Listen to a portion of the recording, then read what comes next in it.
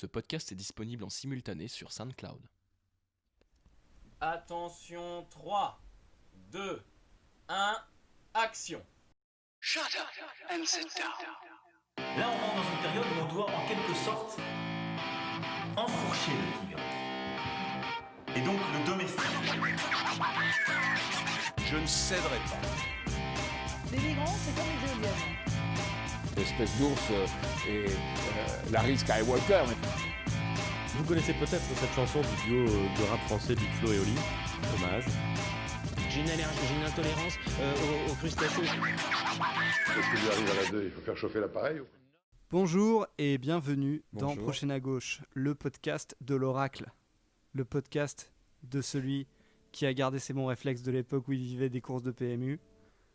Le podcast du prophète, on peut dire. Parce que j'ai gagné mon pronostic. Non mais quel enfer, mais c'est Joe parce que Biden, mon cheval est nul. Joe Biden est donc le 46e président des États-Unis.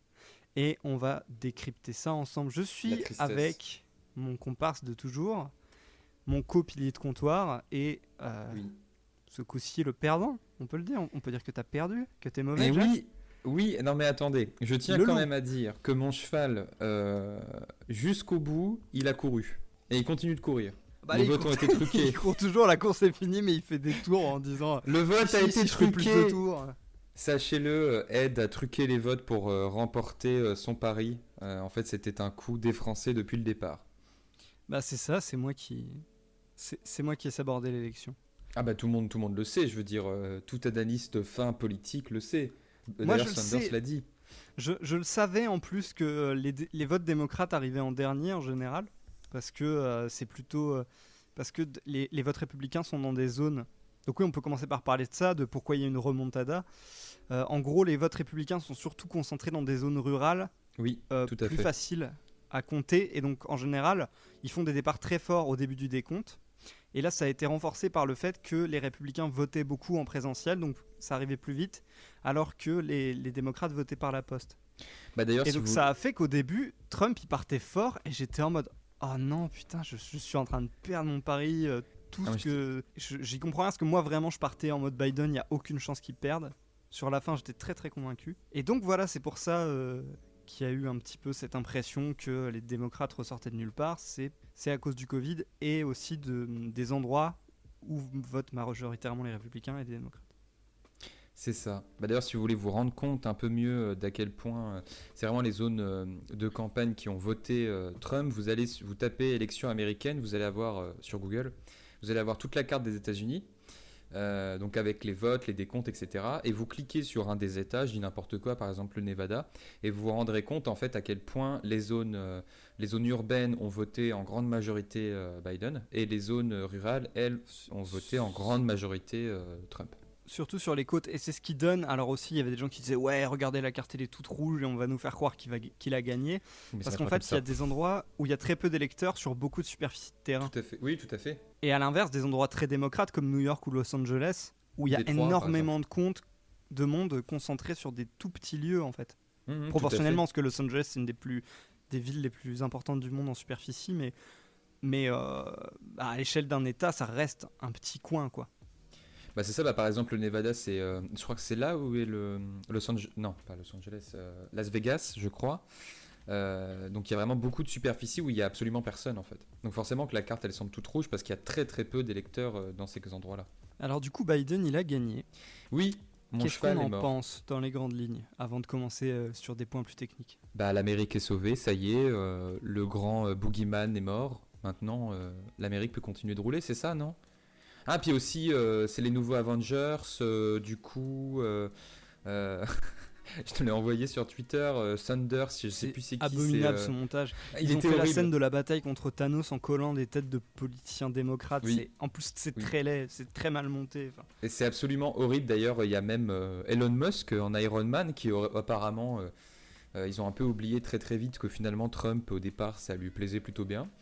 Mais bon, hein, la mémoire courte, tout ça. Et ben moi, je vous en ai un peu parlé sur Discord. J'étais assez dépressif même sur cette présidentielle parce que je me disais, il n'y a pas de bonne solution. Trump qui repasse, c'est de la merde pour toutes les raisons qu'on a dites dans le dernier épisode. Oui, tout à fait, oui. Parce que voilà, c'est quand même un taré d'extrême droite. Et Biden qui passe, moi ça me gonflait parce que j'ai une haine, c'est pas juste politique, j'ai une haine personnelle pour le type et pour ce qu'il représente, et ça me faisait chier de me dire qu'il allait réussir. Enfin, il y a vraiment un truc, moi j'y crois pas au mérite ou à la justice, mais quand tu regardes son parcours, c'est vraiment quelqu'un qui a été à contre-courant de l'histoire toute sa vie, qui a fait toutes les saloperies possibles, et de se dire qu'il finit au plus haut poste, tu vois, c'est écœurant, c'est complètement injuste. Et donc j'étais vraiment très il n'y aura pas de bonne issue, et j'ai tilté, j'ai réalisé que les fans de Biden, ils allaient retourner bruncher. Et alors ça me fait du bien. Bah, disons qu'ils ont fait leur montage toutes vidéo. les élites culturelles, les médias, les gars dans les late night, les scénaristes de séries, ils vont pouvoir arrêter de faire semblant de s'intéresser à la politique. Pour ceux pour qui c'est pas vrai, moi je pense qu'on aura encore de l'art engagé, mais quand on aura de l'art engagé, ce sera de meilleure qualité, parce que là c'était un peu tout le monde qui disait je vais m'offrir mon moment antifasciste en disant que Trump il est pas gentil et que le racisme c'est mal, et je trouve que ça nous a offert 4-5 années de culture qui étaient insupportables, de libéralisme inclusif progressiste mon cul, et ça va être fini. Oui, bah c'est ça. Tous ces gens-là vont arrêter de se faire semblant d'être des militants. Ça va être un point intéressant, je pense, qui va enfin se dégager. Peut-être c'est un peu plus de vraie politique faite par les adultes, et donc pas des enfants bourgeois avec leur petite coupelle de champagne. Mais je pense de toute façon, comme a dit Cortez sur Twitter, il n'y a pas longtemps, je crois hier, qui disait en fait que de toute façon, Trump était comme on l'a déjà dit plusieurs fois, c'était pas une erreur de l'histoire, Trump, il y a eu des conditions pour lesquelles il a été élu, ces conditions sociales et environnementales, mais que c'est pas terminé. C'est-à-dire, c'est pas parce que Trump est parti, parce que le boogeyman est parti, que toutes les choses qui l'ont fait élire partiront avec lui. Là, eux, c'est ce qu'ils veulent croire. Oui, c'est ce qu'ils veulent démocrates, croire, oui. les gens, moi je regardais la télé un peu avec Audrey tout à l'heure, et il y a des images de gens qui font la fête et tout, et eux ils sont en mode on a tué Voldemort, je sais pas quoi, et en fait non, c'est juste ils ont repoussé. Après, j'ai vu quelqu'un sur, je crois que c'était sur Twitter ou dans un article jacobin qui disait il n'y a pas eu de victoire, on a juste repoussé le moment où il faudrait affronter directement le fascisme, et c'est exactement ce qui s'est passé. Donc surtout qu'on va leur donner ils vont leur donner 4 ans de plus de ce qui a créé Trump, ce qui a rendu son accès au pouvoir possible, c'est-à-dire du néolibéralisme mou, qui ne change rien, qui se repose que sur des apparences de dignité, de respectabilité, etc. Et donc ça permet au camp républicain de se reformer, et puis la prochaine fois de nous en envoyer un qui sera bien plus dangereux, bien plus effrayant que Trump. Donc moi je pense qu'à long terme c'est même pas une bonne nouvelle. Après, il faut voir, parce qu'il y a aussi toute la partie de la gauche démocrate qui, elle, a fait une percée plutôt positive. Si tu veux en parler 2 petites secondes. Ouais, je voulais... de toute façon, on va pas respecter l'ébauche de plan, parce qu'on a dit qu'on discutait tranquillou. Je voulais en parler à la fin, ça pour terminer sur une note positive. En effet, la gauche radicale, donc l'aile gauche du Parti démocrate, et je sais pas s'il y a eu des élus des DSA, donc Democratic Socialists of America, mais en tout cas l'aile gauche du Parti démocrate a jamais eu autant de représentants au Congrès. Donc ça c'est très encourageant, parce qu'aux États-Unis ce qui se passe, c'est qu'ils ont l'Election Day. Tous les 2 ans ils élisent des représentants et des sénateurs, et tous les 4 ans, en plus de ces élections-là, ils élisent le président. Donc ça veut dire que cette année, il y a eu élection présidentielle, élection sénatoriale et élection des représentants. C'est un pays qui vote beaucoup. Voilà, c'est ça. Et ce qui est cool, c'est que notamment à New York, dans le Michigan, où Rashida Tlaib a gagné un poste de congresswoman. Dans le Minnesota, j'ai cru que t'allais dire Rashida Dati. Non, dans le Minnesota et dans le Missouri c'est Cori Bush, qui est une... ancienne sans-abri, une infirmière et une militante Black Lives Matter qui a été nommée. Donc voilà, il y a eu pas mal de policiers et de policiennes de gauche radicale qui ont gagné des sièges pendant les élections pour le Congrès. D'ailleurs, il y a eu Cortez aussi qui a été réélu du coup. Ah ouais, j'ai pas vu ça. Je crois que Cortez a été réélu. C'est possible, j'ai lu qu'un seul article là-dessus, parce qu'en fait j'avais fini mes recherches et je suis tombé là-dessus par hasard et je me suis dit tiens, un truc positif, et je l'ai lu et il parlait que de Cori Bush et de Rashida Tlaib, mais c'est possible que... qui sont les nouveaux entrants en politique, parce que Cortez ça fait déjà ça fait 4-5 ans maintenant qu'elle est dans les sphères de pouvoir, à peu près. Ouais. Mais donc voilà, ça montre que quand même il y a une certaine gauche radicale qui, même si elle n'a pas été capable d'imposer Bernie, même si elle a très peu de poids en ce moment dans le jeu électoral, qui est en train de prendre de l'élan, parce que vraiment c'est pas juste ils ont pas mal de nominés, c'est qu'il n'y en a jamais eu autant de cette mouvance-là présent au Congrès. Donc c'est encourageant là-dessus. Bah, ce qu'il faut se dire aussi, c'est que certes, le Parti républicain va pouvoir se reformer, même si on en parlera peut-être plus tard, c'est pas forcément leur but d'élire le président, le futur président des États-Unis. Mais ça va permettre aussi à l'aile gauche du Parti démocrate et à l'aile gauche tout court de créer une stratégie anti-populiste de droite et anti-libérale. Moi, il y a une réflexion que je me faisais, c'est que je me demande si on n'en avait pas même parlé aux primaires. Il y a un argument qui était pas mal utilisé à gauche, et par moi le premier, de dire ils vont perdre avec Joe Biden, parce que le seul moyen de battre Trump, c'était Sanders. Ouais. Et au final, je pense que tous les gens qui ont joué sur ce terrain-là, sur cet argument-là, en fait, on a un peu l'air con maintenant parce que Biden a gagné, parce qu'ils ont prouvé qu'ils pouvaient encore gagner avec la recette centriste.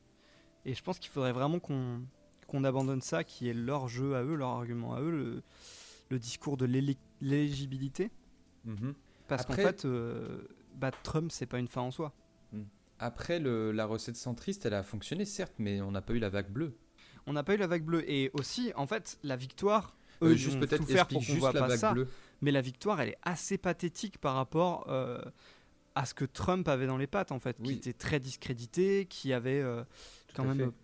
pas mal de médias contre lui, qui est discrédité par sa gestion du Covid, par la récession économique, par le fait que les promesses de campagne qu'il avait pu faire n'ont pas toutes été tenues. Et en fait, c'est aussi ça, c'est que c'est vraiment, ils ont abattu un homme à terre, ils n'ont même pas réussi à le battre à plat de couture. C'est ça. Est-ce que tu peux juste expliquer ce qu'est la vague bleue ? La vague bleue, c'est donc les couleurs des partis là-bas. Rouge, Voilà. c'est les républicains, c'est la droite. Et bleu, c'est les démocrates, donc la gauche, entre guillemets. La gauche. Et donc la vague bleue, c'était qu'ils s'attendaient à avoir vraiment... à remporter beaucoup d'États, quoi, beaucoup de grands électeurs. Oui. Et à peindre la carte des résultats électoraux. Pour ceux qui ont regardé la carte, en fait, on voyait État par État, ils étaient coloriés en rouge ou en bleu selon qui gagnait. Et donc, ils s'attendaient à vraiment repeindre le pays en bleu, alors que c'était pas du tout ce qui s'est passé. En fait, ils attendaient une sorte de Reagan, c'est-à-dire une victoire absolue sur la quasi-totalité des États. Alors que ça s'est pas du tout passé comme ça.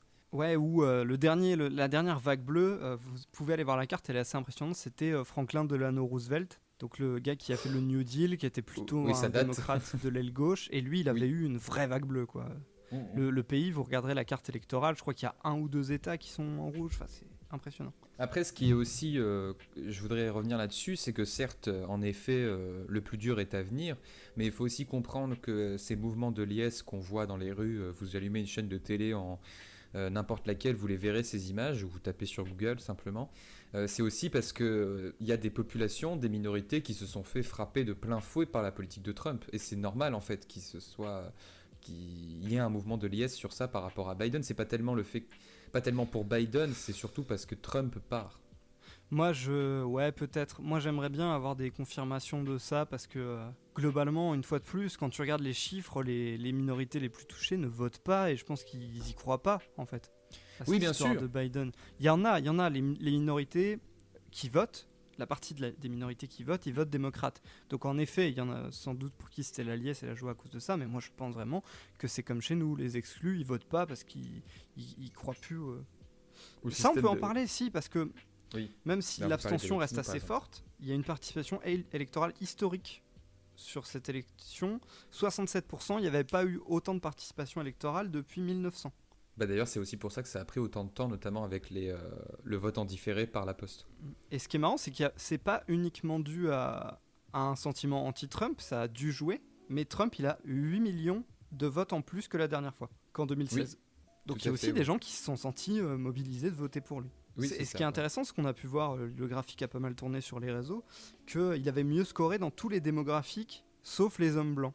Qui reste son électorat majoritaire. Voilà, c'est ça. Après, mais qui a légèrement reculé, là où tous les autres démographiques ont légèrement augmenté. Ouais. Très très légèrement. En fait, quand tu les compares, après, c'est vraiment extrêmement minoritaire. C'est presque des données aberrantes, en fait. Ça dépend. Si tu regardes, par exemple, les latino-américains, on en parle tout de suite du vote latino ou on attend? Oui, ça, par contre, ça, on peut en parler. C'est très intéressant, en vrai. Ce qui s'est passé avec les latino-américains, c'est que même si ça a été marginal et que ça reste plutôt un électorat démocrate, ils ont joué un rôle clé dans la victoire républicaine de plusieurs États, dont la Floride et le Texas. Oui, tout à fait. En Floride, les votes latinos, donc les latino-américains, c'est-à-dire toutes les personnes qui viennent de Cuba, de l'Amérique centrale et de l'Amérique latine. Le vote pour les démocrates dans cette population, il est passé de 62% à 35% en 2016. En 2016, il y avait 62% de latinos en Floride qui avaient voté démocrate, et là, plus que 35%. Au Texas, dans certains comtés proches de la frontière, il y a une augmentation de 2%, de 200%, des votes latinos pour les républicains. En fait, oui, ce qu'on constate, d'ailleurs, je vous conseille de voir le clip de campagne destiné aux latino-américains par Trump, qui est... comment dire ça ? Je sais pas si tu l'as vu, toi, Ed, le clip là. Non, j'ai pas regardé le clip. C'est très particulier, mais en fait, on dirait une parodie de clips tournés pour les latinos. Vous tapez clip latino Trump 2020, vous trouverez, c'est absolument particulier. Mais oui, beaucoup de gens pensaient que les latinos allaient voter, en tout cas dans ces régions-là, en faveur de Biden. Donc, c'était un peu plus complexe que ça. Mais du coup, moi, j'ai pas trop d'explications vis-à-vis de ça, à part peut-être le fait que c'est une classe qui est assez précarisée. Alors en fait, c'est compliqué. C'est-à-dire que déjà, en fait, c'est un électorat qui est très hétérogène et qui regroupe autant des personnes qui vont être très... je sais pas trop comment dire. Je sais pas s'il y a une manière de décrire ça, mais des personnes qui vont être quasiment noires d'apparence, donc qui vont subir tous les stéréotypes racistes, dans la même population que des gens qui vont avoir un nom de famille à consonance hispanique et qui sont juste... qui sont complètement blancs et qui vont vivre leur vie pratiquement comme des blancs, tu vois ce que je veux dire ? Oui, tout à fait, oui. C'est aussi un électorat qui est très éclaté dans les CSP, donc dans les catégories sociales, c'est-à-dire dans le niveau de revenus, dans est-ce qu'ils sont plutôt pro-low ou est-ce qu'ils vont faire des professions un peu plus hautes. Et la mentalité et le niveau social des gens changent vachement selon leur pays d'origine. Les immigrés dominicains, ça va pas du tout être la même population que les immigrés cubains qui ont fui le socialisme parce que Fidel Castro a confisqué les 4 plantations où leur grand-père avait des esclaves, quoi. Oui, bien sûr, oui. Donc il y a ça qui permet d'expliquer, c'est que c'est en fait une catégorie sociale qui est très vaste et qui regroupe des gens qui n'ont pas grand-chose à voir entre eux des fois. L'immigration, qui est en fait le principal spectre pour eux qui les empêchait de se tourner vers la droite, sauf que Biden, il a pas un très beau palmarès là-dessus. Historiquement, il a criminalisé les migrants, il a eu des déclarations qui associaient l'immigration et le trafic de drogue, et il se vante d'avoir voté pour renforcer la frontière. Ah oui, tout à fait, oui, ils les aiment pas du tout. Et en fait, les démocrates, ils sont en mode, vu que c'est une minorité et que nous, on est les champions de l'antiracisme, de l'égalité, de la diversité, ils devraient nous voter pour nous. Alors qu'en fait, si tu regardes l'histoire des partis, que ce soit les démocrates ou les républicains, ils ont tous les deux d'énormes choses à se reprocher concernant le traitement de ces populations-là, la gestion du flux migratoire, l'interventionnisme et le bordel qu'ils ont été foutre en Amérique latine, notamment le plus connu, c'est le coup d'État contre Allende. Ah oui, bien sûr, oui. Qui a permis l'accès au pouvoir de Pinochet et avec toutes les horreurs de ce régime, qui a été fomenté par les Américains. Donc en fait, les deux partis, ils ont une histoire complexe avec les populations d'Amérique latine. Et surtout, contrairement à Biden, Trump, il les a dragués activement. Notamment sur le terrain de la religion, parce que même si c'est une minorité raciale, ce qui les pousserait plus vers le camp progressiste, c'est des populations chez qui le sentiment religieux est assez fort. Il y en a pas mal qui sont par exemple contre l'avortement. Et Trump les a beaucoup dragués là-dessus. Il est allé faire je crois qu'il est allé dans des églises communautaires latinos pour faire des discours, etc. Là où Biden, il a pas beaucoup tenté de draguer cet électorat-là sur le terrain. Oui, tout à fait, oui, ça peut être... Ouais, c'est vrai que c'est intéressant comme explication. Et un dernier point, c'est le spectre du socialisme qui est utilisé par Trump pour justement dissuader les immigrés cubains ou les gens qui ont fui des pays socialistes parce que le régime leur convenait pas, en disant partout que Biden c'est un socialiste, regardez, ça va être comme dans le pays dont vous venez et puis où ça vous avait pas plu, et donc ça lui a aussi permis de ramener du monde.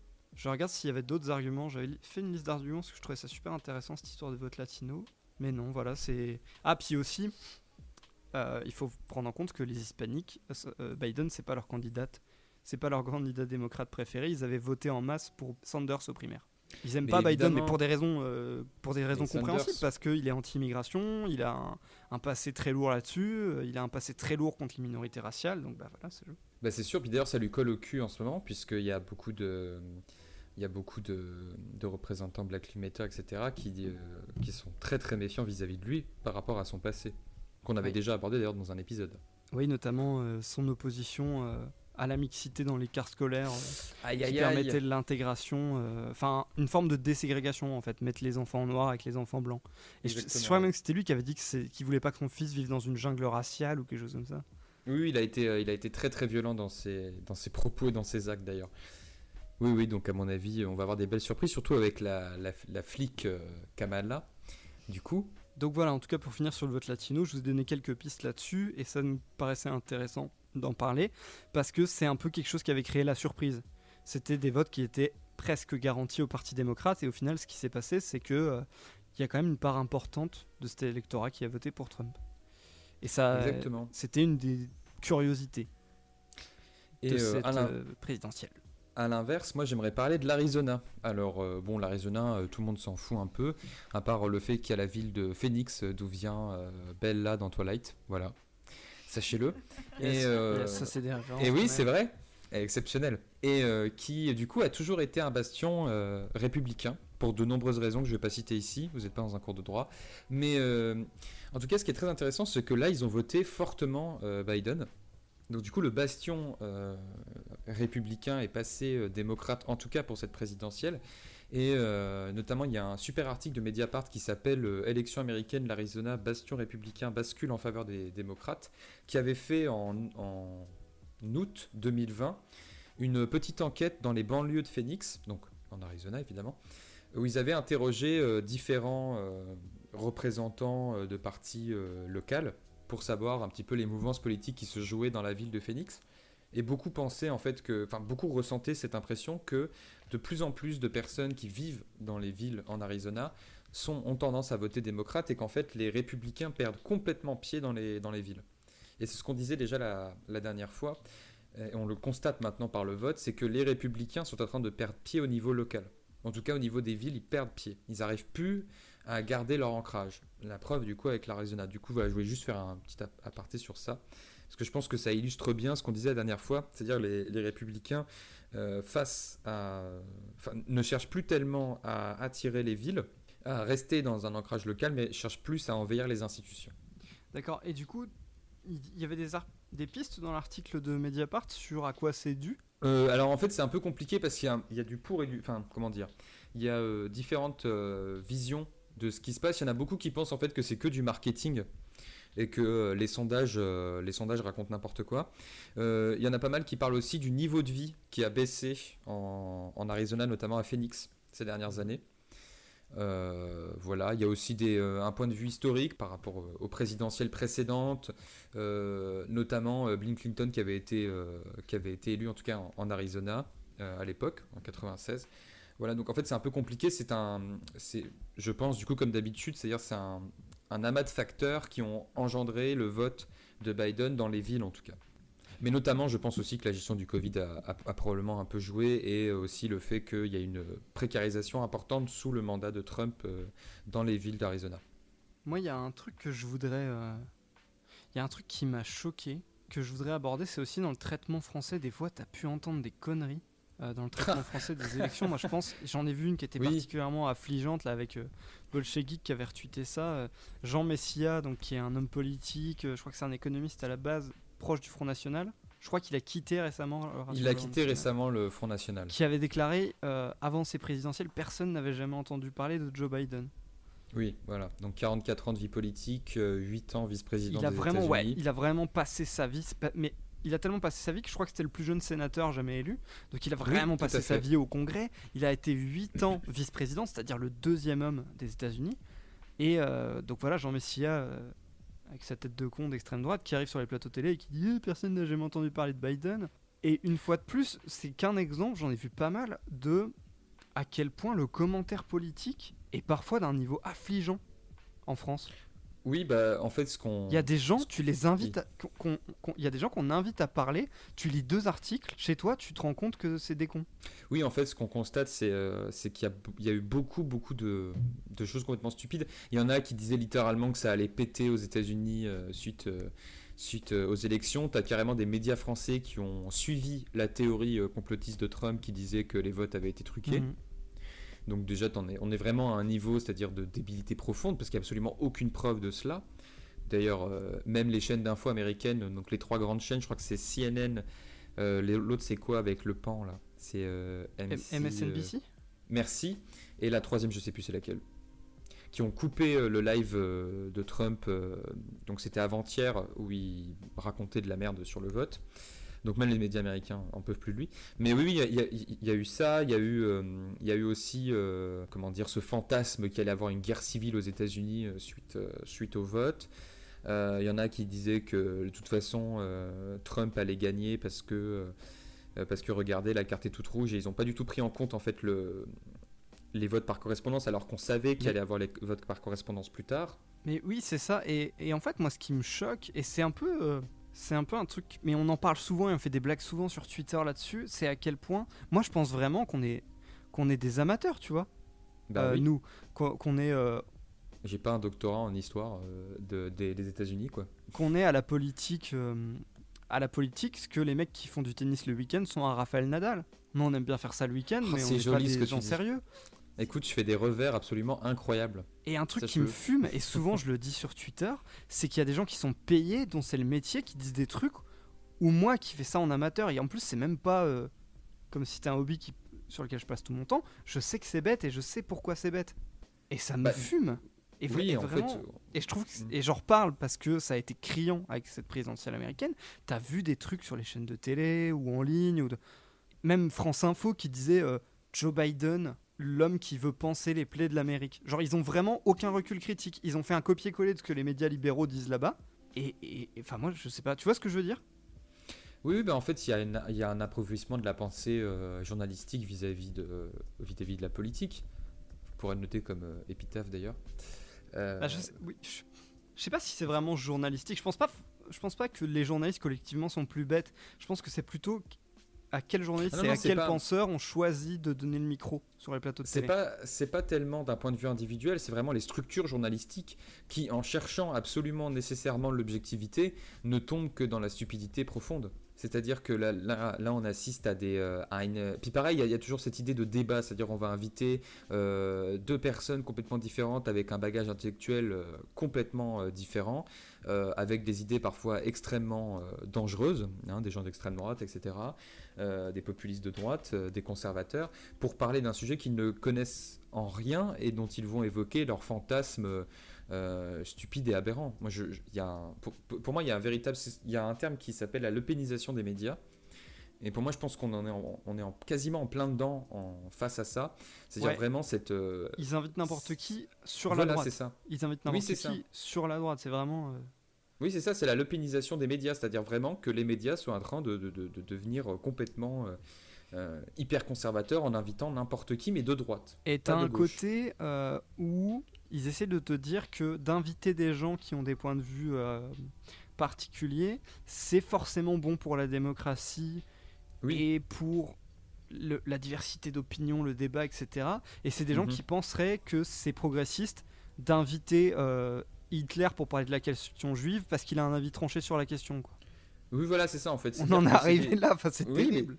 Mais d'ailleurs, quand Jean-Michel Blanquer, donc notre dauphin de l'éducation, non, ministre de l'éducation, pardon, je confonds toujours, ce qui ressemble vraiment à un beluga, il dit que, il emploie le terme islamo-gauchisme, il commence à aller sur le terme de la cancel culture à l'université.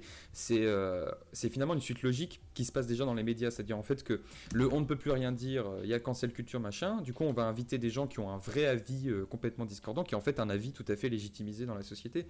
Donc c'est des gens de droite conservateurs qui vont venir et qui vont passer pour des pourfendeurs de la bien-pensance en racontant des absurdités, parfois des immondices, devant un plateau télé qui se tait devant ces propos-là. Et on l'a beaucoup eu récemment avec tout ce qui s'est passé autour des dernières affaires de terrorisme. Oui, voilà, où ça a été un déchaînement de conneries, de trucs d'extrême droite. Et juste en fait, parce qu'on s'éloigne un peu du sujet. Oui, c'est vrai. Je voudrais finir par un truc qui m'avait frappé là-dessus. C'était Usul qui était interviewé par une petite chaîne YouTube et on lui demandait de parler de Zemmour, du parcours de Zemmour et tout.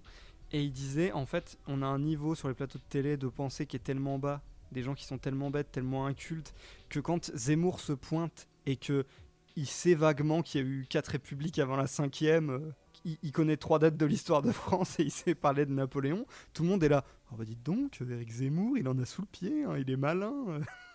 Ah mais oui, non mais c'est ce que je dis dans un appauvrissement de la pensée, c'est que maintenant on est face à des comme ils sont pas idéologiquement structurés les journalistes, comme ils cherchent l'objectivité, ils sont face à des gens qui eux le sont et qui vont se faire complètement gober par ces histoires incroyables qu'on leur raconte. Mais une fois de plus, je sais pas si c'est les journalistes que les directions éditoriales, etc. Tu vois, je pense qu'il y a peut-être un problème. La structure fait qu'il y a un problème et qu'il y a beaucoup de journalistes qui sont nuls. Mais je pense que tous les journalistes qui seraient capables de faire du bon travail, ils sont soit au placard, soit dans des plus petits trucs indépendants. Tu vois, genre comme ils sont peut-être à la base Si J'y suis, Mediapart, Mondi Blog, peut-être Bastamag. Ouais, Reporter aussi. Reporter, il y a des trucs un peu. Mais oui, Reporter. Bah, en tout cas, c'est du journalisme un peu plus. Il y a aussi plus le engagé, Monde Diplo, mais d'accord. là, c'est plus intellectuel. Le Monde Diplo, ouais, le Monde Diplo, même si c'est en effet plus intellectuel. C'est très très intello. Mais oui, tout à fait, oui. C'est ça, en fait. Oui, c'est pas. Je dis pas c'est les journalistes qui sont stupides, hein, c'est vraiment. C'est tout. Quand j'entends journaliste, j'entends toute la structure journalistique, c'est-à-dire comment les médias fonctionnent en France. Voilà. Enfin, voilà, et je trouve que ce qui est terrible, pour recentrer sur le sujet, avec ça, c'est que tu vas avoir une vision très faussée. Et surtout, ce qui me gêne, c'est pas qu'on ait une vision faussée, c'est que moi, je me rende compte de à quel point ces gens sont mal informés, alors que c'est censé être leur métier et pas le mien.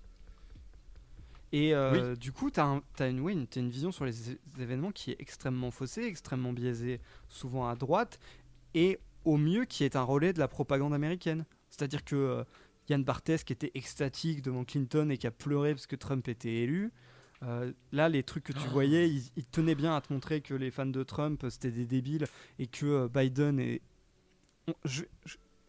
On va faire une transition à Audrey, à moins que tu aies un truc à rajouter. Non, pas du tout. Coucou, c'est l'ingé son du futur. Alors je me rends compte que j'écoutais absolument pas quand les deux zigotos y déblatéraient sur le journalisme et je suis super deg parce que là en fait je suis en train de faire le montage et je me rends compte que j'aurais pu apporter quelques explications sur ce sujet puisque c'est mon domaine d'étude en fait. Du coup, je vais un peu répondre très rapidement à leurs interrogations en expliquant pourquoi aujourd'hui on a l'impression que le journalisme plateau c'est n'importe quoi et pourquoi on a l'impression qu'ils disent de la merde et qu'ils y connaissent rien. Alors déjà, faut savoir que comme la presse écrite, un journal télévisé, en plateau, en continu, ça suit une ligne éditoriale, une mouvance politique dépendant de la direction de qui dirige le journal. Par exemple, CNews, ça appartient au groupe Canal, dont le grand patron c'est Maxime Saeda, un homme d'affaires. Oui, c'est plus Bolloré depuis 2018 pour ceux qui s'y connaissent. Et rien que ça peut expliquer la présence de certaines personnes sur les plateaux. Par exemple, Zemmour, s'il a autant de temps d'antenne sur CNews, c'est parce qu'il entretenait de bonnes relations et qu'il avait des idées en adéquation avec l'ex-directeur Bolloré. Et s'il est toujours là, c'est qu'on peut conclure que ces idées ne déplaisent pas au nouveau directeur. Ensuite, et ça c'est un point hyper important, les journalistes présents sur les plateaux ne sont pas à proprement parler des journalistes. Enfin, c'en est pour la plupart, mais c'est plus compliqué que ça. En fait, ce sont des éditorialistes. Donc un édito, c'est pas forcément un journaliste, ça peut être une personnalité qu'on va choisir parce qu'il a un avis soi-disant éclairé ou expert sur une question et qui va exprimer un commentaire. Il va exprimer sa position ou celle du journal, c'est très important. Et il va être critique sur un fait d'actualité. Et la différence fondamentale entre un édito et un journaliste, c'est qu'il peut adopter un ton personnel puisqu'il n'est pas tenu au principe de neutralité et d'objectivité auquel doit se tenir un journaliste. Donc c'est pas grave s'il dit de la merde puisqu'il ne fait qu'exposer son avis. Or, en général, en études de journalisme, on acquiert une rigueur journalistique, mais pas une rigueur universitaire, qui nous oblige à constamment faire attention à ce qu'on dit et à vérifier nos propos. Aussi, en école de journalisme, on t'apprend pas à être structuré idéologiquement ou politiquement, parce que déjà on se doit d'être objectif, ce en quoi je suis pas d'accord, puisqu'on a forcément tous un avis sur une question, c'est là qu'interviennent les éditos, et qu'on se devrait d'être formé pour affronter les politiques et pas se faire complètement absorber par leur communication. Du coup, on a une jeune génération de journalistes absolument pas structurés qui se font complètement absorber par les discours émis dans les médias dominants. Et vous le savez, c'est surtout des discours de la droite et l'extrême droite, puisque c'est des discours que les patrons veulent faire passer sur leur chaîne parce qu'ils servent leurs intérêts. Aussi, pour revenir vite fait sur les éditos, il y a un principe que j'aime bien appeler le principe des influenceurs, c'est-à-dire que c'est comme pour les youtubeurs et les streamers. À force d'être invité sur les plateaux, on se met à bien aimer certains intervenants, Pour reprendre l'exemple de CNews, j'imagine que certaines personnes regardent l'heure des pros aujourd'hui parce que c'est Pascal Praud et sa team, et pas parce que l'émission est intéressante et pertinente. Et comme on aime bien les gens sur le plateau, on a envie de savoir leur avis, même s'il est absolument pas pertinent et fiable. C'est un peu comme ça que marche aussi TPMP d'ailleurs. Voilà, donc c'est tout ce que je voulais dire sur le journalisme. Je retourne au montage du podcast. Bon visionnage. Alors, donc Biden, moi ce que j'ai vu à la télé, c'était que Biden c'était merveilleux, il allait réparer l'Amérique qui était toute cassée à cause de Donald Trump et que ça allait être bien comme c'était avant. Et surtout, il avait sa vice-présidente qui est la première femme vice-présidente, la première femme noire en plus vice-présidente de l'histoire. Et donc tout est merveilleux, tout va de nouveau bien, aucun regard critique. Oui, tout à fait.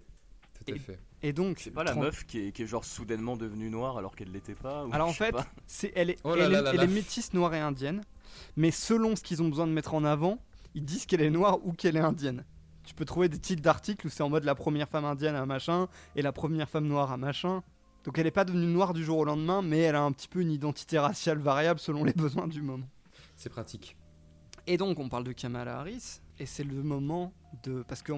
Parce que si on dit du mal de la première femme vice-présidente des États-Unis, entre cum, on va avoir l'air un petit peu limite. Donc on va laisser Audrey dire du mal, notre consultante en femme. Va dire du mal ou du bien, vas-y, je laisse le suspense entier. Qu'est-ce que tu as à dire, Audrey, sur Kamala Harris ? Bonjour Audrey. Bonjour les garçons, c'est moi, la spécialiste en femmes, Audrey. Je vais vous parler de celle qui va toutes nous sauver. Yes. Donc, on voit partout dans des vidéos s'extasiant de ce moment absolument historique. Waouh, c'est la première femme vice-présidente des États-Unis et de couleur en plus. C'est vraiment un grand moment de progrès social. Alors, on voit vraiment ça sur BFM TV, mais on voit aussi ça sur des montages TikTok de féministes Twitch qui s'habillent en suffragette sur un remix électro de cette phrase désormais historique. Mr. Vice President, I'm speaking. I'm speaking.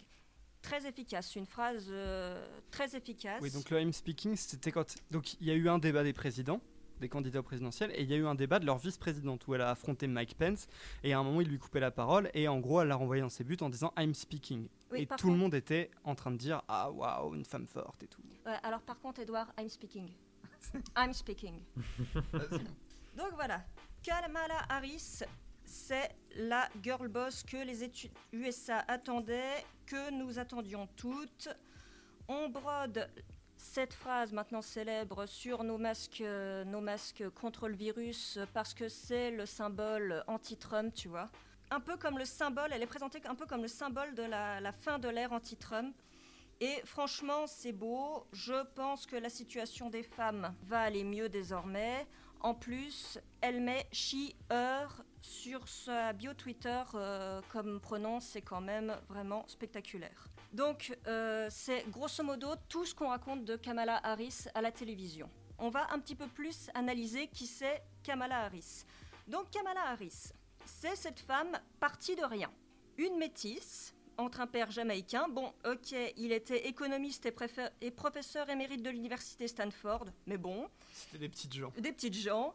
Et une mère indienne, mais bon, certes, biologiste et oncologue, spécialiste du cancer du sein. Ouais, oh la vache. Elle part de rien. Absolument, non mais ça c'est un job d'été. Voilà, donc partie de rien.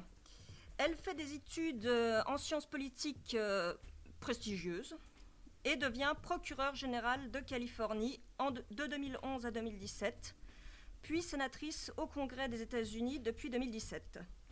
Elle se présente au début à la présidence, elle renonce rapidement, elle soutient Joe Biden qui l'a choisie pour le poste de vice-présidente. Donc c'est une grande dame partie de rien. Donc, mais politiquement, c'est qui ? En fait, c'est un petit peu compliqué. Parce que, en faisant mes petites recherches sur Kamala Harris, je me suis rendu compte qu'elle avait effectivement des positions plutôt progressistes dans l'ensemble.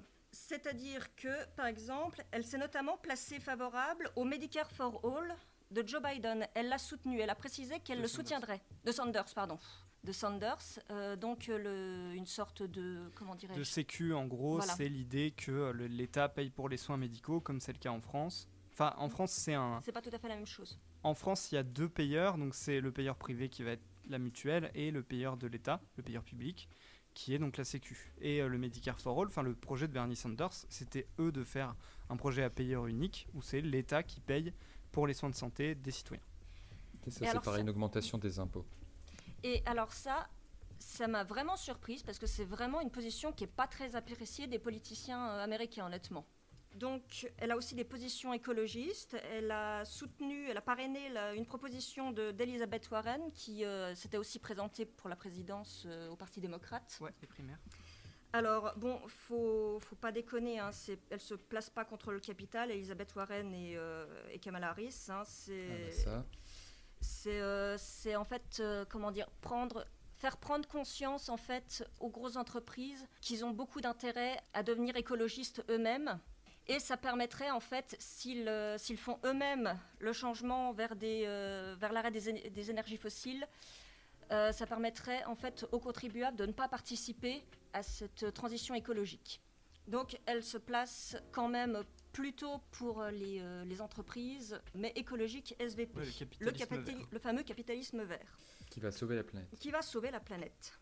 Yes. Alors, comme beaucoup tous les démocrates, elle se positionne pour le contrôle des armes.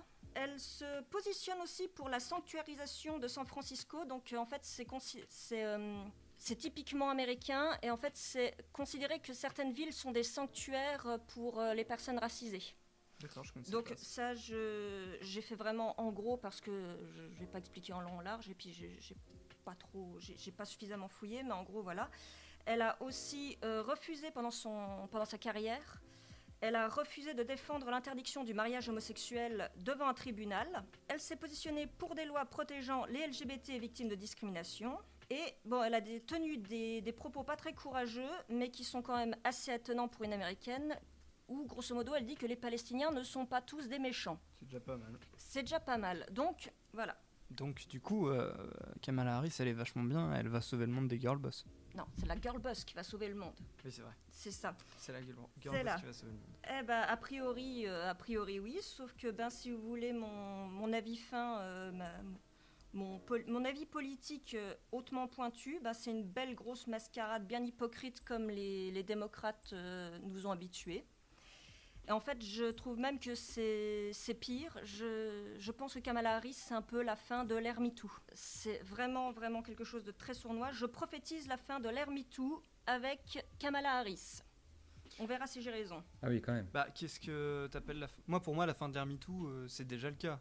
Quand t'as vu toutes les figures de MeToo qui ont soutenu Joe Biden alors qu'il est accusé d'agression sexuelle, pour moi, c'était déjà bien bouclé MeToo. C'est pour ça. Donc déjà, on peut, comme cette chère Alyssa Milano a bien précisé qu'il faut voter Biden parce que elle qui disait il faut croire les femmes et qui maintenant soutient Biden alors qu'il a été accusé de plusieurs agressions sexuelles, de harcèlement et de viol. Mais il faut laisser faire la police faire son travail quand il s'agit d'hommes politiques célèbres et qu'on soutient. Kamala Harris, c'est un petit peu ça, voilà. Elle met she-her parce que c'est tendance d'être féministe, mais il n'y a rien derrière. Il n'y a vraiment rien derrière en réalité. C'est le masque de la bourgeoisie qui tombe. C'est l'ancien... Donc, je précise que Kamala Harris, donc, pendant la campagne, elle a dit à Biden, elle a raconté, mais vraiment la larme à l'œil, avec beaucoup d'émotions et de sensibilité, comme les Américains aiment beaucoup. Donc pendant la campagne des primaires, quand ils étaient encore opposés. Quand ils étaient opposés, elle a expliqué qu'il y avait une petite fille noire qui voulait aller à l'école, et à cause des positions ségrégationnistes de Joe Biden, elle n'a pas pu aller à l'école, et cet enfant, c'était elle. Alors en fait, c'était pas exactement ça. En gros, elle a pas pu aller à l'école. Elle devait aller super loin parce qu'elle pouvait pas aller à l'école où il y avait que les blancs ou quelque chose comme ça. Mais en gros, oui, elle a raconté son passé tragique d'enfant noir semi-ségrégationniste, parce que c'était après la fin officielle de la ségrégation. Et après, dans la foulée, oui, elle va aller soutenir Joe Biden alors qu'elle l'a pratiquement accusé juste avant d'être du Ku Klux Klan. Enfin, c'est très très beau. Enfin, ça n'est pas la fin puisque plusieurs fois, il a ressorti des choses extrêmement gênantes, justement notamment à propos de la ségrégation, où il disait que, en gros, oui, mais à l'époque on était polis, on était sympa, et maintenant on se met maintenant on se tape sur la gueule. C'est ça la fin de la ségrégation. Et elle a dit, « Oh, quand même, tu m'as un peu blessé ». Donc en fait, moi, ce que je trouve important, c'est que toutes les choses qu'elle a listées qui pourraient avoir l'air chouettes, Audrey, c'est au final des positions qui sont devenues assez acceptables au sein du Parti démocrate, mais quand on creuse sur le cas de Kamala Harris, sur sa carrière en tant que procureur, on se rend compte que c'est quelqu'un qui a été dans un trip très sécuritaire à une époque, qui a mené une guerre contre les petits délits liés à la marijuana, tout en admettant plus tard qu'elle elle-même avait fumé, mais genre elle l'a admis en mode bah, c'est rigolo, c'est un petit truc que j'ai fait, sauf que quand c'est des gamins qu'il faut mettre en tôle, elle pense pas que c'est un petit truc rigolo. Des pauvres surtout, je pense. Ouais. Il y a toute cette histoire avec She, her. Elle avait proposé de mettre en prison les parents des élèves qui séchaient l'école, enfin un truc qui est complètement... Oui. En fait, les parents d'enfants qui avaient tendance à être trop absents, donc qui avaient trop d'absentéisme, elle les menaçait de les foutre en tôle. Ah oui, c'est très très bien, ça marche bien ça généralement. C'est une très bonne idée, mais je ne sais même pas comment on peut avoir ça à un moment donné dans son cerveau. Mais est-ce qu'elle a mis sa casquette de flic quand elle a fait cette proposition? Ça, c'est le plus important. C'est à peu près ça. Alors, elle s'est positionnée personnellement contre la peine de mort. Oh, incroyable, pour une procureure. Oui, et du coup, qu'est-ce qu'elle a fait pendant sa période de procureur? Ah, bah des peines de mort. Eh ben, elle en a fait à tout va. Ouais, apparemment. Elle a balancé à tout va. Et dans certains cas, elle a retenu des charges qui auraient pu sauver des accusés, en fait, qui devaient passer à la chaise électrique. Oh la vache. C'est vraiment sale. Donc, tout le monde s'est extasié parce qu'elle a mis she, her comme pronom sur Twitter. Elle enferme les femmes trans dans des prisons pour hommes. Oui, ça j'avais vu ça sur Twitter, ouais. Voilà. Et là, je crois qu'elle se pose pas trop la question de leur pronom quand elle fait ça. Mais... Non. Bizarrement. Elle se questionne pas. Alors, elle s'est un petit peu excusée pour toute cette politique sécuritaire. Elle a dit qu'elle allait faire en sorte de régler un petit peu le problème avec de la discussion avec les policiers et elle allait les former par rapport à leurs biais racistes. En fait, c'est ça la police, ils ont juste besoin de se déconstruire. Ils ont besoin de se déconstruire, les flics. Ils lisent 2 ou 3 threads Twitter et ils sont nickel après. Alors, non, mais il faut d'abord leur parler. Parce qu'en fait, on leur parle pas, c'est ça le problème. Ils sont seuls, les flics. Ils sont si tristes tout seuls. Alors, est-ce que tu avais encore des choses?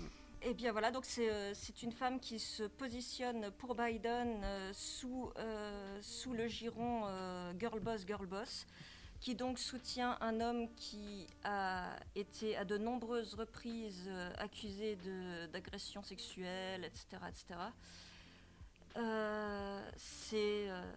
C'est très triste, c'est tragique. Mais il disait à la télé tout à l'heure quand on regardait que Kamala Harris, il l'avait choisi Biden parce que c'est l'opposé de lui et que c'était pour toucher un audimat plus large. Et en fait, c'est uniquement vrai du point de vue de l'identité, c'est-à-dire qu'elle est plutôt jeune, c'est une femme noire.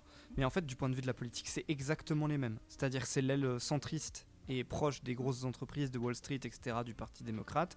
C'est des gens qui ont un passé sécuritaire. Biden, on en parlait dans notre épisode sur les primaires, il a notamment fait le Crime Bill, qui était... oui, tout à fait.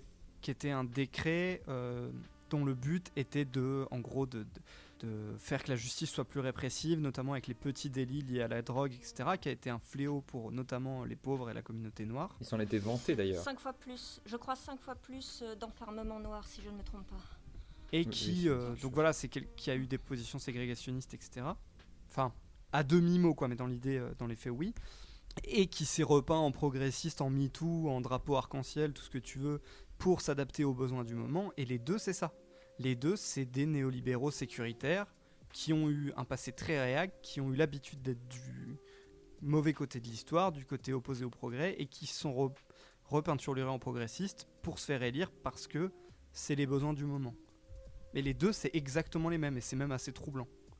Et du coup, par rapport à ça, est-ce que vous pensez que Biden va se battre pour le Medicare for All?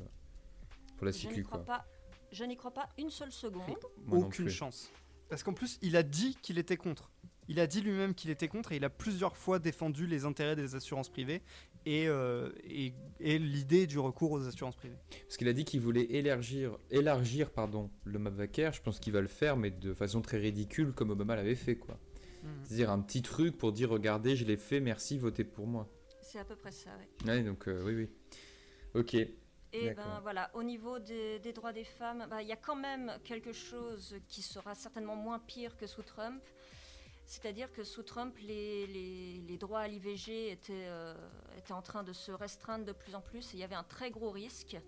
Et a priori, les démocrates sont contre ça. Donc, beaucoup de femmes ont voté à contre-cœur en fait, pour Biden et Kamala Harris pour défendre le droit à l'IVG. Oui, ce qui est logique, c'est un choix stratégique, de toute façon. Mais ça, il va falloir voir ce que ça vaut, parce que Trump, il a réussi à placer ses pions à la Cour suprême, donc de ce que je comprends des institutions américaines, le droit à l'IVG, dans les faits, il est encore très très fragile, avec une majorité de réac dans l'institution qui décide de comment on applique les lois, quoi. C'est donc le fun. C'est le fun absolu. Voilà pour une description très optimiste du ticket démocrate qui vient d'être élu. Voilà, tout à fait, oui. Girl boss, girl boss. Alors, on enchaîne sur quoi? T'avais des trucs parce qu'on a beaucoup parlé là, Théo? Très rapidement, je peux parler de sa position sur les LGBT, n'est-ce pas? En tout cas sur les gays. C'est intéressant, ouais. Bon, du coup, moi, je vais juste faire un petit détour du côté du drapeau arc-en-ciel rapidement avec notre cher ami Biden et Kamala Flick. Je pense que ça va être son nouveau surnom ici. Et, il l'appelle Cop Mala aux États-Unis. Cop Mala. Ah, j'aime beaucoup. Il l'appelle Cop Mala. Donc, ouais, c'est ça, Kamala Flick en France. Oui, voilà, donc Cop Mala. Ah, je l'ai traduit en français pour nos chers auditeurs. Parce que Biden, vous l'avez vu en photo avec plein de drapeaux LGBT partout, à tout va, en parlant de beaucoup de ça, donc avec le vernis progressiste dont tu parlais tout à l'heure, Audrey. Et moi, je vais juste parler de 3 choses. Donc, il a dit qu'il allait interdire les thérapies de conversion. Donc, pour ceux qui ne savent pas ce que c'est, une thérapie de conversion, c'est en fait pour te faire changer d'orientation sexuelle. Ça existe encore en France, c'est encore légal en France, c'est encore légal aux États-Unis. Donc, il a dit qu'il allait les interdire. Ah oui, c'est du. Alors oui, c'est de la torture. Il y a souvent de la séquestration, des agressions sexuelles et plus encore à l'intérieur de ces instituts qui sont généralement gérés par des mouvances très très sectaires de branches religieuses, notamment des évangélistes. Donc voilà, c'est pas très très le fun. Mais il y a aussi en fait 2-3 trucs qui n'ont pas été très, très éclaircis, puisque par exemple il y a ce qu'on appelle le Gay Panic Defense. Est-ce que quelqu'un sait ce que c'est? Non, c'est quoi? Alors, très rapidement, le Gay Panic Defense, c'est qui se traduit en français par la panique homosexuelle masculine. Vous allez voir, c'est incroyable. C'est une loi, en fait, qui en fait suppose que si tu tues une personne gay parce qu'elle était gay en disant que tu as eu peur d'elle parce qu'elle était gay, alors tu ne seras pas jugé coupable. Ah oui, je connaissais, je savais pas que ça s'appelait comme ça, mais je connaissais. Voilà. Est-ce que je suis clair sur ma définition du Gay Panic Defense? Oui, complètement. Alors, il y a encore des États qui l'appliquent aujourd'hui. Il y a pas mal d'États où ça a été interdit, il y a encore des États qui l'appliquent. Ça existe aussi pour les personnes trans, mais je sais plus le nom, ça doit être pareil, ça doit être Trans Panic Defense ou une connerie comme ça. Donc, c'est né dans les années, je sais plus, ça devait être 1900 brouette, à l'époque en fait où l'homosexualité était encore considérée comme une pathologie. Et du coup en fait par exemple il ne s'est pas exprimé sur ça, sauf que c'est littéralement une carte je peux tuer une personne gay quand je veux. C'est quand même une carte assez genre c'est la carte Joker, vous voyez, dans certains états, notamment le Texas. Donc c'est très très inquiétant parce que du coup ça permet de faire un peu tout et n'importe quoi. Sachant qu'il y a encore quand même beaucoup de personnes, en tout cas pour les gays, puisque là je m'y connais un peu plus, qui sont très stigmatisés aux États-Unis, notamment dans certains États. Et c'est pas du tout un pays fabuleux où il fait bon vivre d'être gay. On rappelle que les gays sont moins payés que les hétéros aux États-Unis, qu'ils peuvent être refusés d'avoir des droits comme par exemple le gâteau de mariage, voire de se faire marier dans certains États. L'adoption aussi est beaucoup plus précarisée, beaucoup plus difficile. L'accès à l'éducation supérieure est très complexe, enfin, etc., etc. Et ça, c'est des choses, par exemple, que Biden dit qu'il va régler. Par exemple, il a aussi promis que les 75 pays qui interdisent l'homosexualité, il allait régler ce problème. Bon, en 4 ans, moi, j'y crois pas trop. Je sais pas vous. J'ai des petits doutes par rapport à ça. Mais du coup, en fait, on voit vraiment que c'est du pickwashing. Clairement, on dirait un film américain, hollywoodien, où ils ont collé deux meufs lesbiennes, un mec trans, et puis voilà, c'est bon. Super. Voilà, sur cette note d'une joie incroyable. Ah oui, là c'est le fun. Désolé, je suis très énervé contre Biden par rapport à ça. Surtout que c'était un homme qui n'était pas très très connu pour aimer les personnes LGBT. Hein. On en a déjà parlé. Et Kamala non plus, vis-à-vis de ce qu'elle fait par rapport aux personnes trans. Donc clairement, on va avoir... oui, c'est ça en fait, c'est ce que tu disais, vraiment ce vernis. Ils vont passer des lois qui vont être très très discriminantes pour les personnes LGBT, mais c'est pas grave parce qu'il y a le drapeau derrière eux, tu vois. C'est ça. Oui, et ça sera terrible. Moi, je pronostique un effet Hollande, parce que je le disais en rigolant, Oui. et je pense que ça va être le cas. Plus jamais ça, hein, plus jamais de. Je sais qu'on va pas être d'accord, mais le fait qu'ils vont retourner bruncher et que les gens se sentiront peu obligés de faire semblant d'être politisés, plus jamais de Star Wars 8. Ah, mais qu'est-ce que tu causes de Star Wars 8? Ça n'a rien à voir. On va se calmer tout de suite. On va respirer. Non. Star Wars 8, Non, c'est je te jure, l'incarnation du Non. film de l'ère Trump, où Mais on essaye de n'importe caser toutes quoi. les thématiques progressistes de la Terre. Mais n'importe quoi. En niquant le film au passage. Enfin, la postlogie est mauvaise hein, dans l'ensemble. Et Oui. à la limite, il est mieux que le dernier. Mais Oui, bah ça, c'est pas donc dur. voilà, plus jamais de Star Wars 8. Tu sais pas ce que tu loupes. Tu sais pas ce que tu loupes. Mais d'une manière générale, ça va avec la fin de l'ère MeToo, avec la fin de Oui, l'ère social voilà, c'est justice ça. warrior. Moi, je pense que c'est vraiment une époque, les années 2010, avec des thématiques qui revenaient beaucoup, qui étaient tout ce que tu disais, donc MeToo, les droits LGBT, etc., mais qui étaient Black Lives Matter, souvent instrumentalisés. Et je parlais de ça. Donc je disais que c'était une bonne chose que, en gros, les gens qui instrumentalisaient ça ou qui faisaient ça juste pour se donner une bonne image et qui n'étaient pas des militants laissent les grandes personnes faire de la politique. Mais je pense qu'il va y avoir un effet très violent par rapport à ça, c'est que ce soit les médias ou les individus avec beaucoup de followers sur Twitter, etc., qui étaient assez mobilisés contre Trump, on va pas les entendre quand ce sera Biden et Kamala qui feront des saloperies. Et c'est ce que j'appelle l'effet Hollande, parce que il y a pas mal de commentateurs qui considèrent qu'en France, Hollande a fait des trucs que Sarkozy aurait jamais pu faire passer, parce qu'il avait ce vernis de gauche, qui fait que la gauche a eu plus de mal à se mobiliser contre lui. Oui, tout à fait, oui. Barack Obama avait fait un peu la même chose. Il avait fait... voilà, on était là en extase parce que c'était le premier président afro-américain. D'ailleurs, Biden a dit des jolies choses sur lui. Genre, j'avais jamais vu un afro-américain qui était aussi propre sur lui, et qui parlait aussi bien, et était aussi intelligent. Quel enfer, mais quel enfer. Mais cet homme, mon Dieu, mais je te jure, ça va être terrible, ça va être long. 4 ans, ça va être long. Mais donc... Oui, ouais, moi je me demande ce que ça va être la culture des années 2020, parce que pour moi, cette culture un peu... Social Justice Warrior, à mon avis, ça va se décanter après les années 2020, et je sais pas ce que ça va être la dominante, tu vois, le discours qu'on entendra le plus. Et est-ce que ça sera vraiment un discours politique? Est-ce qu'il y aura un discours politique critique qu'on aime ou pas le discours qu'il y avait jusque-là, au moins, même si c'était souvent instrumentalisé, fait de la pire manière possible et parfois même utilisé pour dégager les questions de classe, mine de rien, on parlait des droits des gays, on parlait de l'antiracisme, on parlait du féminisme, et qu'est-ce que ça va donner dans la décennie à venir? Oui, c'est ça, c'est une peur de l'invisibilisation de Parce ces que c'était problématiques. c'était aussi beaucoup une réponse à Trump. Oui. C'est un positionnement. Le fait que c'est surtout dans la culture, dans les films, les séries, etc., mais aussi dans l'opinion publique, c'était une réponse à Trump. Le fait qu'on parle beaucoup de ces thématiques-là. Même si ça avait commencé avant lui, il a servi de catalyseur. Oui, c'est une peur que tout redevienne comme avant, c'est-à-dire cette Amérique complètement déconnante qui invisibilise toute une partie de sa population dans des formes de précarité diverses et variées, mais sociales. Donc, putain, c'est vraiment l'épisode de la déconne. Alors, si vous voulez un point positif, voilà, moi j'espère que les États-Unis finiront comme le Chili actuellement.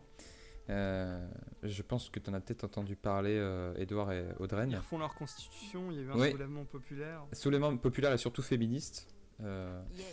Et ça, c'est assez stylé. Donc, moi j'espère que ça va se transformer en ça. Voilà.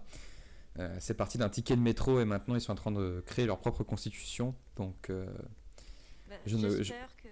j'espère que Black Lives Matter ne va pas s'arrêter, et j'espère que le féminisme non plus, mais aussi que le féminisme va devenir un petit peu plus radical que ce qu'on avait maintenant, parce qu'aujourd'hui tout le monde est féministe, on achète des t-shirts féministes, Pimki vend des t-shirts I'm a féministe à des gamines de 12 ans, et au final ça dépolitisait complètement les problèmes. Moi, j'ai hâte que les femmes blanches de plus de 40 ans qui faisaient des tweets le verre de vin blanc à la main, qui disaient Si vous parlez de la classe ouvrière, c'est que vous êtes des suprémacistes blancs. La vraie classe ouvrière, c'est les femmes, les noirs. Il y a vraiment eu ce tweet là, je voulais partager sur Discord, il est infernal. Ça te hante la nuit. C'est une meuf. Alors ouais, c'était une meuf qui répondait à Andrew Yang. Donc c'était une femme blanche qui répondait à un homme asiatique, parce qu'Andrew Yang disait qu'il fallait qu'on commence à parler de classe ouvrière. Et aux États-Unis, et elle disait que parler de classe, c'était du suprémacisme blanc, parce que la vraie classe ouvrière, c'était les noirs, les femmes, etc. Pareil, ça c'est des questions qu'il faut remettre sur le devant de la scène politique. Les questions de classe. Mais Et donc ça, peut-être que ça va aussi être la mort de discours qui invisibilise ça, et ça sera peut-être pas plus mal.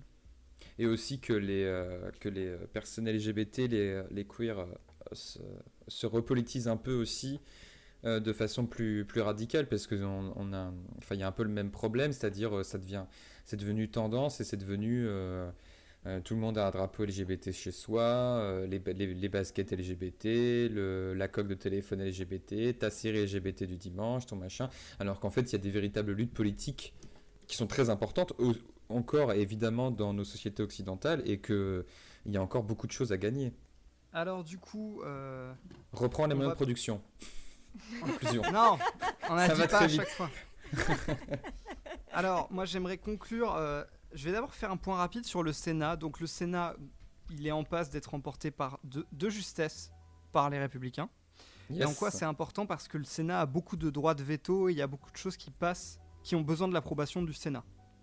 Et on va pas rentrer dans les détails institutionnels chiants. Si ça vous intéresse, vous tapez institution américaine comme je l'ai fait ce matin dans Google Images et vous devenez des spécialistes de la politique américaine comme moi. Mais l'idée, c'est qu'un Sénat contrôlé par les Républicains, ça va faire que Biden aura d'autant moins d'intérêt et d'autant plus d'excuses de ne pas faire de politique progressiste. Il pourra dire « ah machin ». Et de toute façon, il va rien faire de gauche.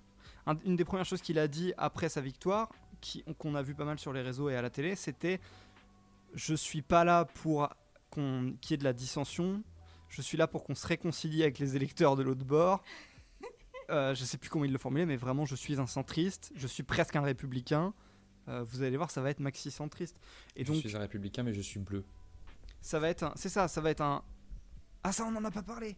Si. Alors, c'est un mandat qui va être sous le signe du centrisme. Oui, ça va être très très long. Il n'y aura rien de progressiste, il n'y aura aucune solution en termes de justice raciale, sociale, sortir les gens de la crise économique ou écologique, ni le Medicare dont on parlait tout à l'heure, donc une solution au gros problème qu'ils ont avec les soins médicaux. Là-bas, tu peux... faire faillite, te retrouver à la rue parce que t'as chopé le cancer, quoi, grosso modo. Ou parce que tu accouches. Tellement les soins sont chers et qu'il n'y a pas de couverture sociale. En plus, le fait que la présidence Biden, en fait, c'est même tant mieux pour les républicains parce que c'est lui qui va être tenu responsable de la gueule de bois du Covid, la crise économique et sociale qui va s'en suivre. Et donc moi, je pense qu'on va avoir une présidence qui sera sous le signe du centrisme, du rien, du... compromis avec la droite et qui va préparer le terrain aux prochains candidats républicains tarés qui vont nous mettre sur la table. Je sais pas ce que vous en pensez vous, moi c'est mon pronostic pour la présidence Biden, le mandat Biden. Moi mon pronostic à l'heure actuelle, et j'en ai pas trop, disons en fait que je pense que la gauche, l'aile gauche des démocrates va sortir son épingle du jeu, peut-être pas jusqu'à remporter l'élection présidentielle prochaine, mais au moins suffisamment pour créer une réelle dissension dans le parti et poser des questions structurelles sur la politique américaine. Mais je pense qu'en effet, le parti républicain, de toute manière, même s'il ne présente pas dans 4 ans un candidat à la présidentielle aussi taré, voire plus taré que Trump, vont de toute façon tenter de prendre le maximum d'institutions possibles pour garder le pouvoir quoi qu'il en coûte. Oui, ils ont déjà la Cour suprême, ce qui est vraiment un gros truc. Et le Sénat. Et la Cour suprême, ils l'ont pour longtemps, parce que c'est des gens qui sont nommés à vie. Oui, enfin, quoi qu'il y en a 2-3 vieux, non? Je sais plus. Ils sont indéboulonnables. Oui, c'est ça. Donc ça va être très très long, et je pense que ça va être des questions aussi à poser par rapport à la Cour suprême. Je pense que ça va être des questions qui vont devoir se jouer quand on verra toute la puissance de la Cour suprême qui va faire œuvre de cette question de doit-on réformer la Cour... Enfin, doivent-ils, parce qu'on vit pas aux États-Unis, doivent-ils réformer la Cour suprême? Doivent-ils se poser des questions sur la nomination de leur juge à vie? Mais après, ça c'est un peu le côté encourageant aussi de ce que je dis de la meuf qui a fait le tweet que j'aime pas, qui va retourner bruncher et qui pourra arrêter de faire semblant d'être politisée. C'est que C'est aussi dur. ça va laisser l'espace à cette gauche. Oui. Moi je pense que il va y avoir un appel d'air, un vide créé par toute une classe moyenne sub qui va se dépolitiser, qui va arrêter de se dire féministe, etc. Parce qu'il y aura moins d'intérêt à le faire. Et je pense que ça va laisser, j'espère, après c'est peut-être très naïf de ma part, mais la place, un appel d'air dans la contestation à des tendances bien sûr. plus sociales, plus radicales qui sont en train de naître à l'extrême gauche. Parce qu'en fait, il y a quand même une gauche américaine qui se forme. Moi je vois beaucoup par sur les les réseaux jeunes, sociaux, notamment. on l'a vu dans les rues avec Black Lives Matter, mais il y a des gens qui s'emparent de ça, du socialisme, du communisme, de l'anarchisme, et sauf que c'est encore en cours de maturation. C'est vraiment Oui, bien balbutiant. Mais Et c'est des d'ailleurs- gens, que ce soit des sociodémocrates radicaux comme l'aile gauche des démocrates, Sanders, tout ça, ou les gens qui vont être directement, comme nous, dans des approches plus révolutionnaires, c'est quelque chose qui, je l'espère, et c'est un peu encourageant les résultats qu'il y a eu au Congrès, va prendre de plus en plus de place dans la politique américaine et qui sera peut-être un remède, oui, beaucoup plus efficace que le centrisme à la montée de l'extrême droite. Et point positif, déjà oui, le Congrès, et ensuite Sanders a fait des résultats plutôt honorables à la primaire démocrate, enfin en tout cas moi c'est mon point de vue, et ses équipes de campagne, notamment au niveau local, sont très très très motivées. Ouais, il y a un mouvement qui a été construit, il y a pas mal de gens qui se sont investis dans ce mouvement, Oui, qui oui, au tout à lieu fait. de juste laisser tomber quand il a perdu les primaires, sont passés à autre chose, à d'autres formes de militantisme. Il y a aussi le Green Party qui a fait, mine de rien, une petite montée. Ah oui, le Green Party. Le Green Avec Party Howie Hawkins, qui a fait une montée assez étonnante parce que c'est vraiment c'est vraiment rien, c'est vraiment que dalle et on s'est mis à beaucoup plus en parler et ils ont fait une petite légère, mais ils ont fait une montée quand même. Ça tu vois c'est intéressant aussi, c'est que il y a eu... il y a quand même des Américains, bon il y a eu Kanye West, mais il y a quand même des Américains qui commencent à se poser la question aussi de ce bipartisme qui dure depuis trop longtemps pour moi. Ouais, complètement, et de toute façon, ouais, je pense qu'il y a une gauche qui est en train de se former aux États-Unis, on va voir si ça va prendre, si ça va durer dans le temps, mais ça pourrait amener des solutions concrètes à l'état du pays. Il n'y a pas de raison en fait, d'un point de vue, si on est... un peu marxo-marxiste. J'adore dire ce genre de truc. Marxo-marxiste. Mais si on est un peu marxo-marxiste, on peut considérer que de toute manière, le capitalisme, tôt ou tard, il fait nécessairement naître des mouvements de gauche. Il engendre sa propre négation. Waouh. Oh, alors là, c'est beau, on dirait du Eindhoven, franchement. Et on est à un point où on peut espérer que ça va prendre. Mais moi, j'ai l'impression que ça prend quand même. Il y a des... On voit de l'apparition même dans la culture quand même. Je critique beaucoup la culture et la culture molle, mais il y a aussi des films plus radicaux. On a eu Sorry to Bother You, qui était assez anticapitaliste donc, et antiraciste. Le Joker, le film Joker, qui parlait quand même mine de rien de sécurité sociale, de la faillite des institutions, etc. De la révolution, enfin de la révolution d'une forme de guérilla, en tout cas urbaine. Et donc ça c'est pareil, c'est encourageant. Pour finir, il y a aussi des trucs assez drôles, c'est-à-dire qu'il y a eu tout un truc... Par rapport au centrisme, c'était vraiment l'idée d'aller rafler l'électorat républicain, la stratégie de Biden. Et même s'il a gagné, sa stratégie n'a pas marché parce qu'il a eu moins de votes dans l'électorat républicain. Parce que c'est un truc qui arrive et qui se mesure. Les gens encartés ou les voteurs habituels d'un parti qui votent pour l'autre parti. Oui. Et donc, Joe Biden a eu moins de voix républicaines qu'Hillary Clinton. Et ça, malgré le soutien de toute une aile centriste du Parti républicain qui l'avait soutenu, notamment les gens qui avaient fondé le Lincoln Project. Et alors le Lincoln Project, c'était des gens qui faisaient des clips, de la pub, de la propagande, on va dire, pour convaincre les républicains de ne pas soutenir Trump. Ils ont levé 67 millions. Et Republicans Against Trump, qui faisaient la même chose, ils ont levé 10 millions. Et ça n'a pas marché du tout. Un autre point intéressant, c'est qu'il y a des sondages de Fox News qui ont mesuré que, en fait, malgré le fait qu'il n'y ait pas d'offre politique qui proposait ça, les idées progressistes sont approuvées par une majorité de la population. Le contrôle des armes, la réforme progressiste de l'immigration, le droit à l'avortement. Donc c'est aussi beaucoup, je pense, dans les non-votants, mine de rien, ils votent pas parce qu'il y a personne qui leur propose des choses, mais ça veut pas forcément dire que c'est des populations qui n'ont pas d'idées politiques ou des idées de droite. Oui, il faut surtout pas il y a en fait une présence des idées plutôt progressistes aux États-Unis qui est beaucoup plus importante que ce que pourraient laisser supposer leurs Oui. leurs leaders politiques. Et On ne qui peut est pas. élu. On ne peut pas juger des idées politiques d'une population par le vote. Complètement. Voilà. Et Vous avez 4 heures. Et donc, pour l'instant, les États-Unis sont encore sont encore un pays arriéré socialement et une des pires poubelles capitalistes de tout l'Occident. Ouais, mais ils ont Mais Burger King et McDo. il y a en germe quand même des raisons d'espérer que ce soit Sanders, des gens qui sont peut-être plus centristes, plus investis dans le Parti démocrate, mais qui font quand même du bon boulot comme Cortés, ou à l'inverse, des gens qui se structurent hors des partis, dans des choses comme Black Lives Matter, dans des organisations locales anarchistes. Il y a beaucoup de gens qui font du local, dont on n'entend pas parler du tout, parce que c'est pas visible, mais qui s'organisent à l'échelon local pour faire de l'aide mutuelle.